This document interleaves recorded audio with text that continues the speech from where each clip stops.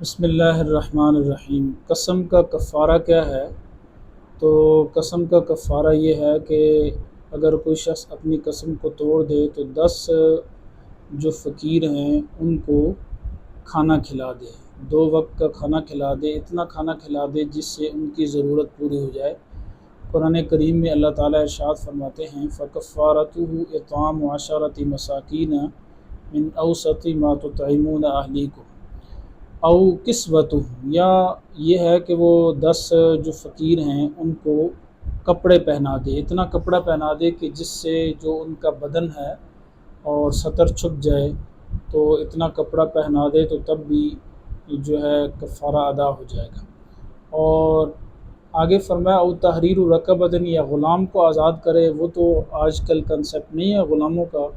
آگے اللہ نے ارشاد فرمایا فَمَن لَّمْ يَجِدْ فَصِيَامُ ثَلَاثَةِ أَيَّامٍ، اگر کسی آدمی کے پاس اتنی گنجائش نہیں ہے کہ وہ 10 فقیروں کو کھانا کھلائے یا ان کو کپڑا پہنا دے، تو پھر 3 دن لگاتار روزے رکھنا ضروری ہے۔ اگر وہ وقفے سے روزے رکھے گا، ایک دن روزہ رکھا اور پھر اگلے دن روزہ نہیں رکھا، تو اس طرح اس کا کفارہ ادا نہیں ہوگا۔